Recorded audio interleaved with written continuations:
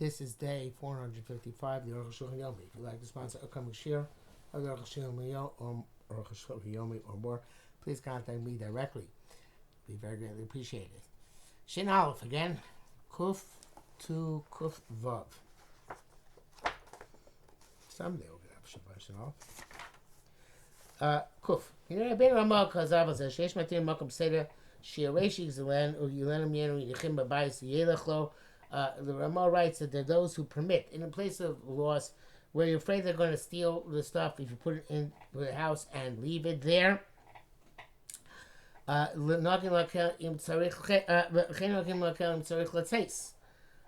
also is a leniency if you have to leave the house, go to the bathroom and such like. And but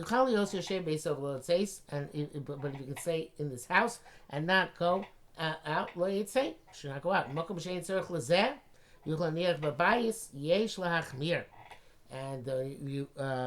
a place you don't have to stay with it, I guess, and you can leave it in the house. You should be marked with leave it there. But Tom, the reason is if you're moving this stuff, whatever, it's this expensive stuff, it's money or in the garment or on the garment,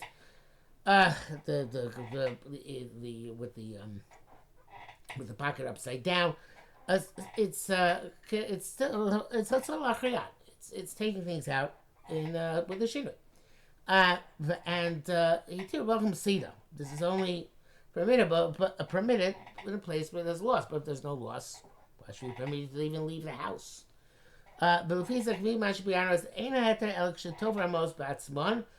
keys. And now he says, according to what we explained, that there's only when you sew the money into your garment without a pocket. But you put it in a pocket and you sew the pocket on to your clothing. It's a total prohibition and you're liable to a chatos. Why? Because that's derech. And since merchants now use this heter, they don't want to give the landlords, not landlords, the hosts and inns, in trust, al shuma gedola large sums. The type of almost be them, and therefore they sew the money in their clothing. They shouldn't put it. They have to put it specifically in the clothing itself, not in a pocket or some other wrapping, which they then sew onto the clothing. But he says an interesting thing, that's only the wrapping which is made out of cloth. If the wrapping is made out of paper, and then you sew the paper to your clothing, nira the zelkmo below kiss. That's not like a pocket. They don't seem keys for near. There are no pockets made out of paper. But the best thing to do is stay inside all Shabbos. Like the Rambam says, it's even better daven in its isolation as an individual, and not go to shul. We don't get this there. Then deploy this heter of sewing the money into the garment. But the merchants have conducted themselves as if it's completely mutter. The Chinese are point, but at least they should be careful. They shouldn't put it in a pocket and sew the pocket into the clothing. Much kosabnu, as we said. Kufab Yeshua, those who say the Kmoshe Tanuk Shem fully in Bebigdo, just like permitted when they're sewn into his garment. Appeal in for him, that's true even if they're not sewn into his garment. Umaxi Gamos, but he's holding the coins, Bain Bigdo Libsara, between his garment and his skin. Mutar Mishum say that's allowed because of the potential loss. Yeshua, those who say the Be'enam, but for him, they're not sewn, it's completely forbidden. The former position was that of the Taz, and the latter the one of the Magav Ram. The Arukh HaShulchan says that if they're not sewn, it's usher altogether. Mishnah Berurah says that the Choroim say if you can't sew them, you can take that on Shabbos to another shinui, which is this shinui. Put the money between your garment and your skin. Nevertheless, it's better to sew them into your garment. So the Arukh HaShulchan says that's usher to put it between the garment and the skin. Mishnah Bura says that it is it's b'di'evet, but it does work. And Arukh HaShulchan says it should be close to the chiyuv chatas to actually have this to actually put it between your garment and the flesh. But the thing is, it will only be a chiyuv chatas if we have Rishus Rabbin the Raisa. And going to Arukh HaShulchan himself, as we'll see much later on, it's very rare to have a Rishus Rabbin the Raisa, if at all, today. So therefore, it remains at the Rabbanan, and of course, in the case of Rabbanan, you're allowed to make it like the Mishnah Bura. Back to the Arukh HaShulchan. Why is it carb l'chayv chatas? Shem v'aday b'kis, because it certainly must be in a pocket between your flesh and between your skin and your garment, because otherwise it's just going to fall down, right? Look at Echisosam, it's going to carry them. The kis parbe, I don't know, by a pocket. We said the avid for him, even its own habit called kedarka. It's a normal form of tzah b'chayv chatas, and you're liable to korban chatas. She's buried the most and soon b'stino chayv chatos. That's what she said when the money is wrapped in a piece of fabric that it's your chayv chatos. Chasav Rabbeinu Ramah the bayis mutar filim enam tzurim rak shehem menukavim akal shon.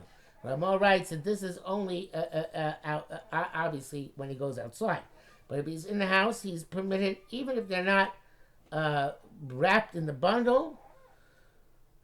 They just have holes in them. I'm not sure exactly what the holes are.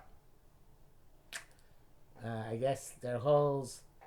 Holes make the tzroah not considered.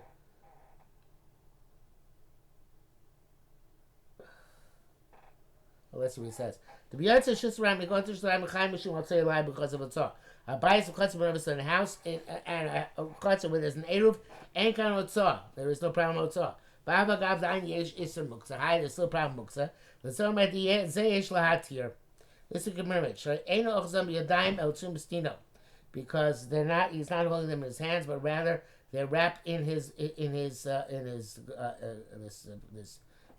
piece of fabric. And they're nullified vis-a-vis the garment. In this fashion, the Lola heavy katiltu muksa. It's not carrying muksa with his hands. Oh, now this. The matbeos menukavim. Okay, there are the holes. The holes are in the coins. Shurim b'tlosa b'tzavori abonei bonos shei takshi. That you can theoretically hang them on the necks of your sons and daughters for the purpose of an adornment. Mutar taklam feel aim allowed to take them even directly, even if they're not wrapped in anything. Raknosam, it's a big dough or b'kisha beged. But you're going to carry them by close to your garment or by the pocket of a garment. Avo, how directly can it be? Not completely directly. Avotaklo mamish biyodov, but to literally carry them in your hands. Bevadai ein l'cho heter afilu mukavim. In that case, for that there's no measure, no leniency, even if they actually have holes in them. And Mishnah Bura says that no, very lenient. Mishnah Bura, very big machlok. It says, once it has holes, it doesn't have shem muktzah, because since it's now it can be made a necklace of. It's no longer muktzah. It's a klisha machtel heter, because usually you can make such a necklace on Shabbos. So therefore, would be allowed to carry it, not like the Arukh HaShulchan. Very big leniency. Arukh HaShulchan says you can't carry it directly, even if it has holes, and the Mishnah would say yes. Okay. He brings down here in the brackets that that which is no heter is from the Magen Avraham, and then he says mashkasa betiltu chutz erev tzarchi and gadol. Perhaps now you want to permit if they have holes in them, even take them outside the erev. And Arukh HaShulchan says they're very unclear. We can't believe it in that respect. V'duk, and Mishnah Bura says also you should not. He says that this the explanation of the Rav Amos says lo yetze means you should not go outside the eruv. So the Mishnah Bura and the Arukh HaShulchan agree on that one. Kuf Beis, Brian's way with Sif Ayin Gimel. Already explained this. Sif Ayin Gimel. Yotzim begadim avim. One can go out with thick garments, coarse garments. Come up begadim misakriya, like clothing from sack and from canvas, v'chamila, whatever that is. Kasvaram Berkut Tasdin is Yudzayin. Ram writes Akarva Keses. pillows and mattresses. If they're soft and thin like garments, mutar lotziam, you're allowed to take them out. Munachim arosho, on your head, b'Shabbos, derech malbush, as long as it looks like you're wearing a hat. You caution if they're stiff. Harein kamasui, then they're not, can't be considered a hat. If you can't carry them, but certainly you're forbidden to take them out ad kamashon. Uvara ain't so the Arukh HaShulchan says, look it. You can't be talking about really actually pillows and pillows and mattresses. I ain't coming to Karin says that Shalom can't be our pillows and mattresses. She has no toes. They have feathers in them. And the feathers are the primary aspect component of these pillows and mattresses. There's no way you can wear feathers. Whether he means soft, is meaning soft mats. Well, steam having like thick sheets, which you spread on beds. He's going according to their derech, that would go wrapped in them, which like Arabs do today as well. If they're soft or ankle mabush, they're like a garment. Being caution if they're tough, they're like a burden. Therefore, if you have tough fabric, also isate bohem, you're not allowed to wrap some of them lavin derech shesarabim bring them through shesarabim or bekarmless or even a shesarabim derabbanan. V'im ain't kashim harbei. If they're not particularly tough, then mutter is permissible. Volume is a mashqueen pelts. Pelts, really. It sounds like an animal pelt. But say ain't there malbush cloud? No, I guess some form. I'm not sure if that's true. Look at what he says next. They're saying answer there malbush cloud. Our country's people don't put them on if you rocking even they're soft. Rocking the shomim only when it's raining. Yesh loshim shekorchos. That's what I'm when they wrap themselves in sheets. And it says similar stuff. But in that case, it's certainly permitted because that is malbush. So clothing. And since where there is rain, it's okay. It's kind of like a migo. If there's no rain, just spam and ligar behem. You should not rebuke them. Kamosh kasam ugoshrav b'siv ayin gimel. Aval noshim ain't darkem cloudy so sometimes shamim women men. And then they don't wrap themselves in the sheets even at a time when it's raining. But soon as they say they're not allowed to go out with them, it's vadai mave masa. By us, it's certainly a burden. Unless it's unclear, perhaps men are also potter under these circumstances. Kuf gimel. Mutter, let's say, you wear two garments, one on top of the other. Bein l'tzarko, whether it's for your purpose, bein l'tzar chavero. Even for the purpose of your friend. You're wearing two raincoats in order to bring one to your friend, but Malcolm Shhu, and where he is, derech malbush, but you're wearing them, not carrying them.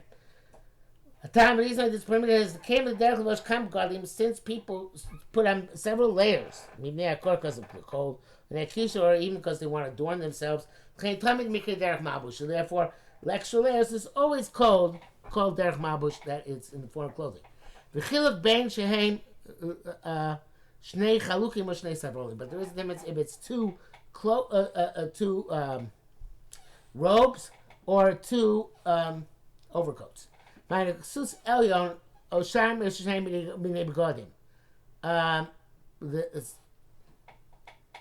wrote that. I skipped one word here. The ein chiluk ben shehem shnei chalukim or shnei savrolim. It doesn't matter if it's two robes or two overcoats. The overcoat, or any type of other clothes. One on top of the other is okay. Also two belts, one on top of the other. After you below have to beg a name, if there's no garment between the two belts. Some people forbid two belts. One on top of the other. Unless there's clothing in the middle. So the second belt is doing something. It's not like two garments. Because when it's cold, he gets benefit out of the second garment. But derech lasos, people normally do this. So if it's two belts, no yeshlo. What pleasure do you have for the second belt? The ain that case. People don't do this. So I'm asking it's a burden. For saying beggar, only if you put a garment in the middle. I'll call beggar. Each garment can get its own separate belt. If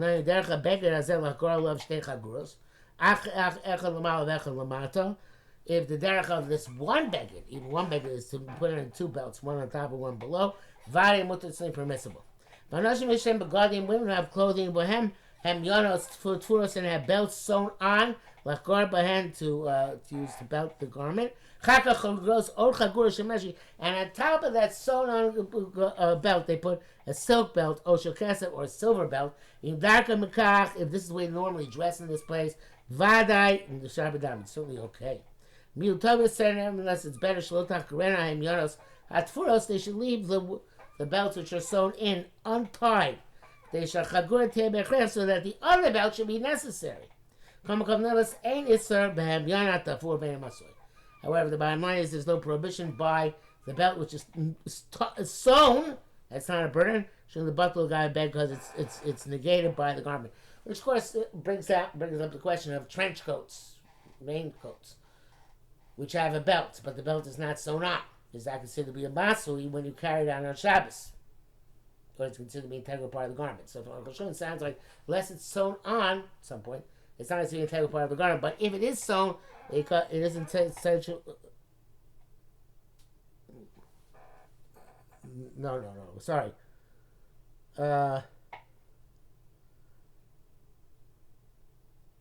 Yeah, right.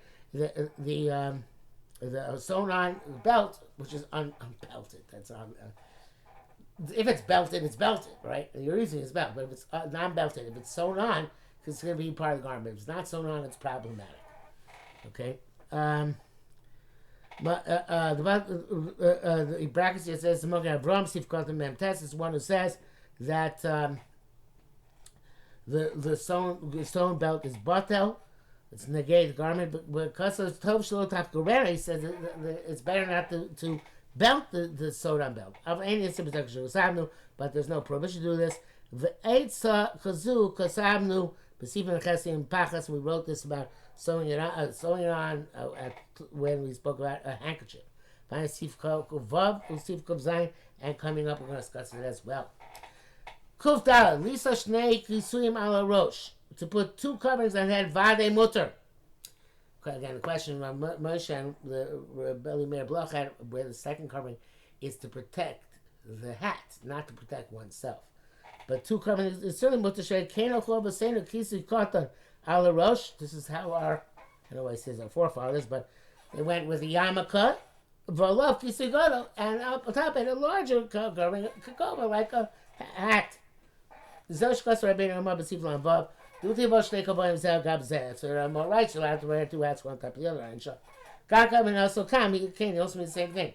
The because if each garment, if the two garments replicate each other, then it's certainly also. There's no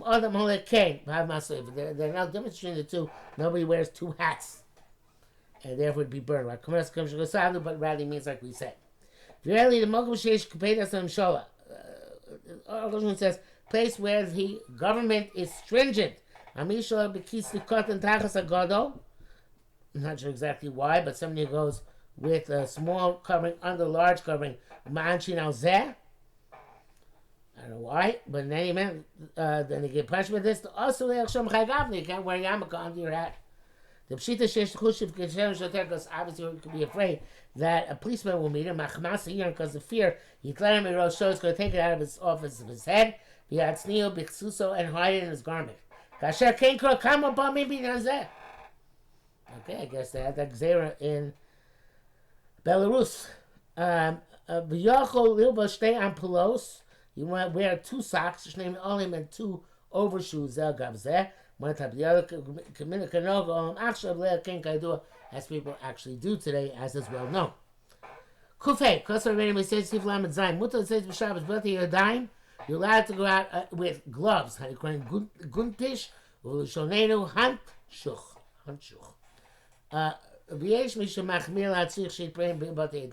Shambush, those who are stringent, so you have to sew the gloves onto the sleeves of your garment, Bam Shabbos.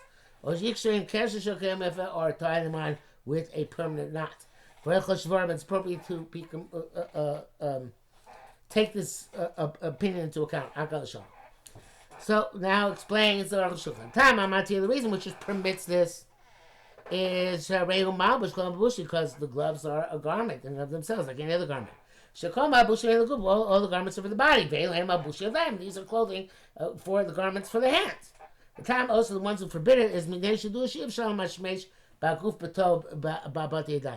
you can't really feel an object properly, use it properly when you're in gloves. Or phrase is going to want to palpitate. That's word. Something.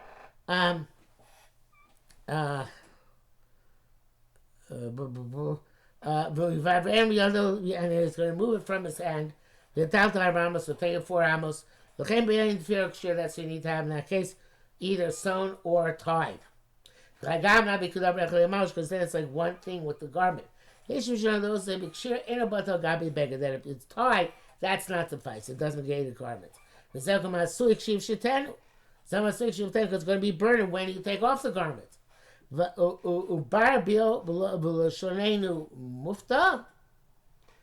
This is the muff. Mufta. The like women have. They put the 2 hands into one large cuff. Vadim with it certainly permissible. If you take out one hand, you saw to remain on the second hand. So he says the muff is okay, but by gloves you should be machmer. That's the custom, which I used to follow when I was younger. But if the cold is very great, so then we can allow this. And I'm not going to assume you're going to take off your glove. And when they moved to Chicago, I started wearing gloves on Shabbos, even when there was no Eruv. It's very cold. Kuvav, Okas of Stephen Dowd. It says, they could come into clothes, say, your vessels, your garments from the fire. Lovish Kamashu Khalilbosh. You wear whatever you can wear. Bote Kamashu Khalatov, and wrap yourself anything you wrap yourself. Who post your clothes, and when you take off those clothes and the clothes of the Lovish and put on new clothes. When you go back to the place where the fire is, Motzi take them out, Akan Lashano. And quote from the Beis Yosef. The Mishnah Mefresh is explicit Mefresh in Shabbos. Vein Lashah Gam below Lake Oitan Bosh Basif Gimel Shnei Bushim. You might ask, we already permitted to wear 2 garments on top of the other, even if there's no fire. Why need we done it by fire? The Yeshama can say the Lake Oitan feel Harbi sells it. By fire they allowed even a lot of garments one on top of each other. The cell body below like also, which without a fire would not be permissible. Because people don't wear certain amount of garments, two of the same type of garment, even when it's very cold. But where there is a fire, they allowed very much to do in order they should not be Shabbos, lest you not be allowed to do anything.